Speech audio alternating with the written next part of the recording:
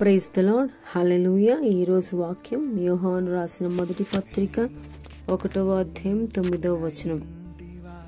మన పాపములను మనం ఒప్పుకొనిన ఎడల ఆయన నమ్మదగిన వాడును నీతిమంతుడును గనుక ఆయన మన పాపములను క్షమించి సమస్త దుర్నీతి నుండి మనల్ని పవిత్రులుగా చేయును.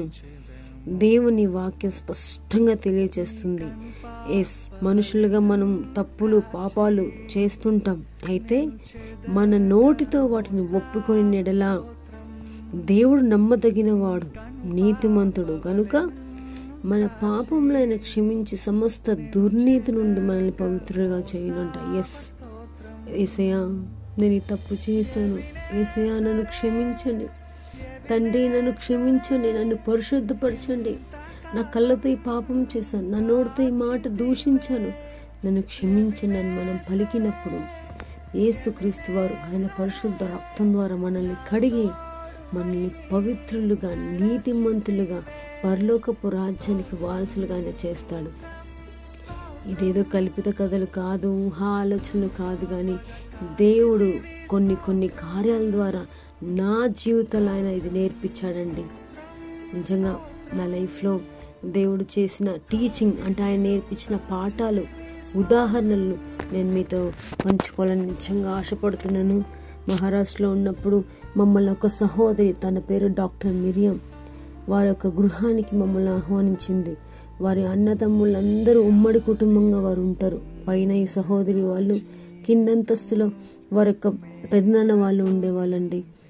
మేము ఈ ప్రార్థన కోసం వారి గృహానికి వెళ్ళినప్పుడు అక్కడ ప్రార్థన చేసాము. ఆ తర్వాత కిందికి వస్తున్న సమయంలో అదే సహోదరి మమ్మల్ని వారి యొక్క పెద్దనాన్న గృహంలోకి ఆహ్వానించి వారి కోసం ప్రార్థన చేయమని అనింది.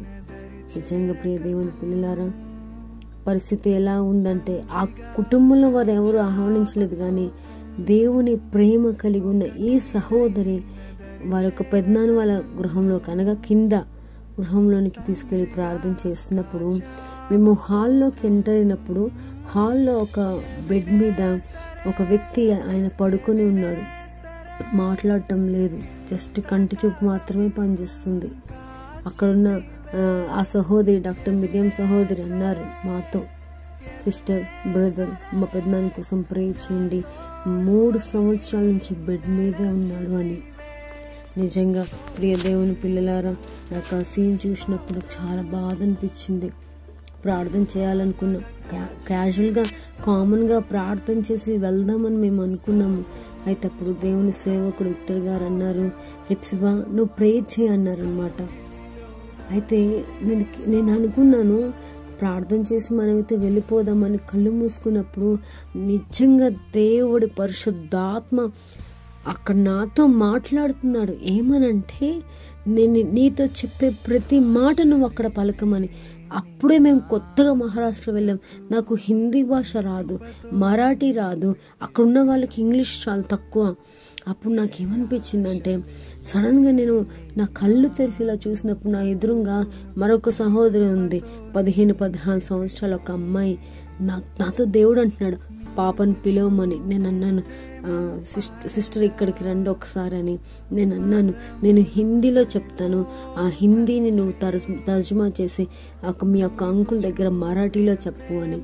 అయితే నిజంగా అండి పరిశుద్ధాత్మ దేవుడు యేసుక్రీస్తు వారు నాతో ఒక్కొక్క మాట ఎలా పలికిస్తున్నాడంటే నేను చెప్పడం ప్రారంభించాను. ఏమని చెప్తున్నానంటే, నీ యొక్క యవ్వన దశలో నువ్వు ఉన్నప్పుడు దేవుడు నీకెన్నో అవకాశాలు ఇచ్చినప్పుడు నువ్వు ఏది ఉపయోగించుకోలేదంట. ప్రియ సహోదరుడు, అంకుల్, మీరేది ఉపయోగించుకోలేదు. దేవుడికి వ్యతిరేకమైన జీవితం మీరు జీవించారు. అందుకే ఇటు మరణించలేక ఇటు బ్రతకలేక మీ పాపాలని బట్టి ఈ పరిస్థితులు మీరున్నారు. అయితే దేవుడు అంటున్న మాట, పశ్చాత్తాపపడు, యేసుక్రీస్తు రక్షకుడని మీరు అంగీకరించండి. అక్కడ నేను ఈ మాటలు పలుకుతున్నప్పుడు నిజంగా అండి పక్కనున్న అంటే స్త్రీలు వారు నవ్వుతున్నారు. ఏమనంటే మాట్లాడలేడు, ఏమి చేయలేడు. అతని దగ్గరికి వెళ్ళి నేను ఈ మాటలు పలుకుతుంటే ఆ 15-16 years పాప మరాఠీలో చెప్తుంటే వాళ్ళంతా హేళనగా చూస్తున్నారు. అంటే హీలింగ్ కోసం ప్రార్థన చేసి, స్వస్థత పడాలని ప్రార్థన చేసి వెళ్తామేమో అని వారు అనుకున్నారు. కానీ నిజమైన దేవుడు నాతో మాట్లాడుతున్నప్పుడు, నేను ప్రతి మాట పలుకుతున్నప్పుడు సడన్గా నేను కళ్ళు తెరిచి చూశానండి. ఆ మంచం మీద ఉన్న వ్యక్తి నిజంగా కళ్ళల్లోంచి నీళ్లు గారుతుండే. అసలు అక్కడున్న మమ్మల్ని ఆహ్వానించిన సిస్టర్ డాక్టర్ మిరియం తను ఈ విషయం కూడా తను అబ్జర్వ్ చేశారు. అది అలా ఎప్పుడు జరగలేదు. తర్వాత మేము వెళ్ళిపోయామండి. మేము వెళ్ళిపోయిన తర్వాత డాక్టర్ మిరియం తన పైకి వెళ్ళిపోయింది తన ఇంట్లోకి. అయితే పరిశుద్ధాత్మ దేవుడు తననే ప్రేరేపించాడంట. అదే నిమిషం మరలా తన కిందికి వచ్చి మేము వెళ్ళిపోయిన తర్వాత వాళ్ళ పెద్దనాన్న దగ్గర కూర్చొని, కాకా అంటారు మరాఠీలో, కాకా నీ పాపాలను బట్టి నువ్వు దేవుని క్షమాపణ అడుగు, కాకా నువ్వు క్షమించమని అడుగు, దేవుడు నీకు సహాయం చేస్తాడని నేను చెప్పిన మాటలే డాక్టర్ మిరియం సిస్టర్ వాళ్ళ పెద్దనాన్న దగ్గర కూర్చొని చెప్పినప్పుడు మరలా తను చూసిందంట ఆయన కళ్ళలోంచి నీళ్ళు రావటం. మాట లేదండి, నిజంగా సరిగ్గా చూస్తాడని చెప్పలేము, చేతులు కదపలేడు, ఏమీ లేదు. జీవం ఉంది అంటే కేవలం ఉంది అంటే. అలాంటి పరిస్థితుల్లో నిజంగా ప్రియ దేవుని పిల్లలారా, నా ప్రియ సహోదరులారా, కరెక్ట్గా ఒక వారం 10 రోజులకి మాకు ఫోన్ కాల్ వచ్చిందండి. నిజంగా వారం 10 రోజులకి ఏమనంటే డాక్టర్ మిరియం సిస్టర్ చెప్పారు. తను ఏమన్నారంటే, సిస్టర్ మీకు తెలుసా మా పెద్దనాన్న చనిపోయారు అని. నేను నిజంగా షాక్ అయిపోయాను. 3 years నుంచి బెడ్ మీద ఉన్న వ్యక్తి మేము వెళ్ళి ప్రార్థన చేసి ఆ మాటలు చెప్పిన 1 week దేవుడి దగ్గరికి వెళ్ళాడు అంటే నాకు చాలా ఒక రకమైన ఫీలింగ్. ఏంటంటే అక్కడ ఉన్న వాళ్ళందరూ ఆ రోజు అబ్జర్వ్ చేశారు. స్వస్థత కోసం ప్రార్థన చేయమంటే పశ్చాత్తాప విషయంలో ప్రార్థన చేయించింది అని. ప్రియ దేవుని పిల్లలారా, ఈ విధంగా జరిగినప్పుడు నేను దేవుణ్ణి అడగటం ప్రారంభించానండి. ప్రభువా మీరు చెప్పమన్నది నేను చెప్పాను, అది తప్ప, అది చెప్పకుండా ఉన్నట్లయితే ఆ వ్యక్తి బ్రతికేవాడా అంటే నా మనసులో ఏదో తెలియని ఒక చిన్న బాధ. మరొకసారి మరొక ఇంటికి మేము ప్రేయర్కి వెళ్ళాం. Well settled family, the most highest family, అంటే rich family, retired IPS officer. ఆయన చాలా మంచిగా ఉండేవాడు, భక్తిగా ఉండేవాడు. కానీ ఏమైందో తనకు తెలియదు. హార్ట్ స్ట్రోక్, మంచం మీద పడిపోయాడు పాపం. ఆయన పేరు విజయ్ అంకుల్ అనేవాళ్ళు. ఆయన దగ్గరికి వెళ్ళినప్పుడు ఆయన మంచం మీద ఉండి మా వైపు చూసి చేతులు తిలాసాయిగా చేశాడు రమ్మని. అంటే ఆయన దగ్గరికి వెళ్ళి ఎవరైనా ఏదైనా మాట్లాడాలన్నా సేవకులు కూడా భయపడతారు. అలాంటిది నేను అక్కడ కూర్చొని ప్రార్థన చేస్తున్నప్పుడు మరలా దేవుడు నాతో మాట్లాడుతున్నాడండి. Yes, he was a retired police officer. ఆయన దగ్గర ఏం మాట్లాడరు. నిజంగా దేవుడు నాతో మాట్లాడిన ప్రతి మాట ఆయనకి నేను చెప్పడం స్టార్ట్ చేశాను. అంకుల్ ప్లీజ్ రిపెంటెన్స్, పశ్చాత్తాపడండి. మీ ఉద్యోగంలో ఉన్నప్పుడు మీరు ఏ విషయంలో అయినా తప్పు చేశారేమో, దేవుడికి వ్యతిరేకంగా ఈ విధంగా ఉన్నారేమో, ఒకసారి పశ్చాత్తాపడండి అని అన్నప్పుడు నిజంగా dear brother and sister, he started to cry. నిజంగా విజయ్ అంకుల్ ఏడుస్తున్నాడు, బాగా ఏడుస్తున్నాడు.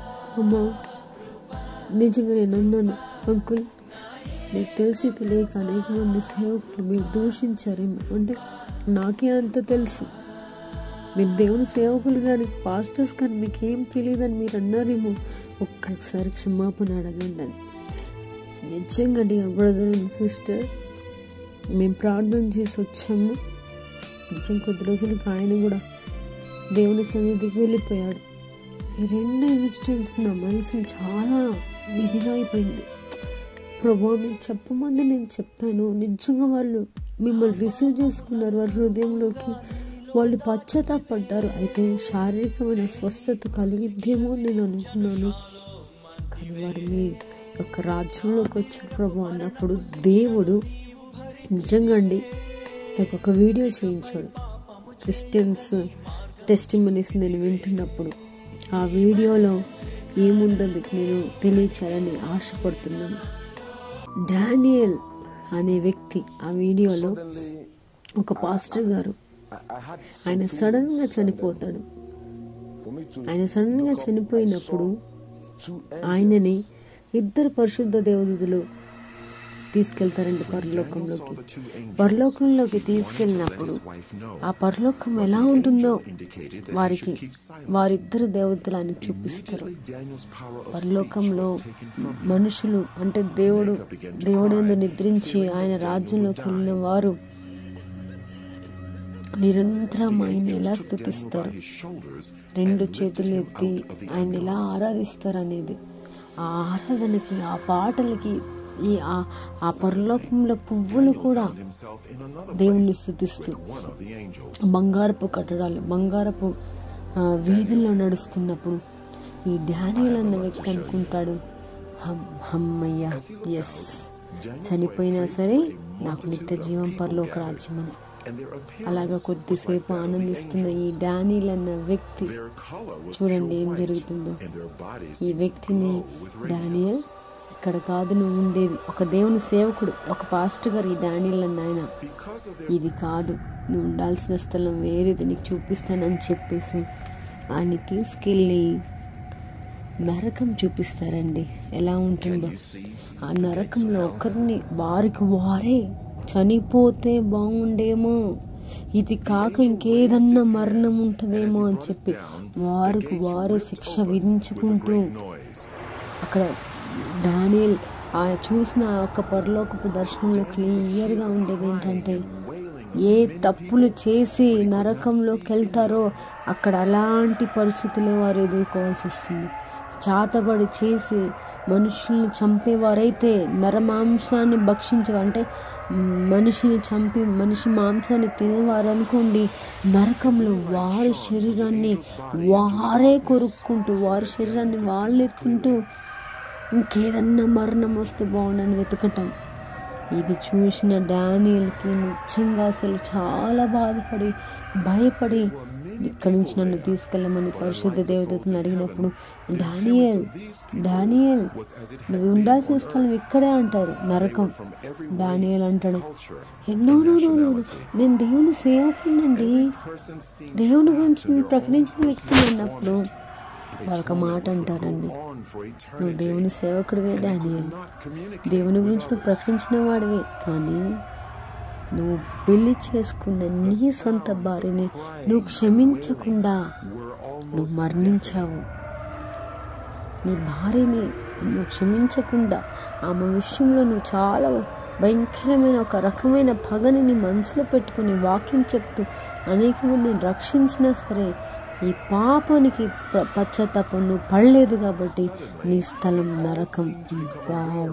ఈ వీడియో చూసిన తర్వాత నాకు దేవుడిచ్చిన సమాధానం అండి, 2 ఆత్మలు నరకానికి వెళ్లకుండా దేవుడు లిటరలీ నన్ను వాడుకుని అక్కడ వారు పశ్చాత్తాపడి పరలోకపు రాజ్యపు వారసులు అయ్యేలాగా ఆయన చేశాడు. ఆమేన్, హల్లెలూయా.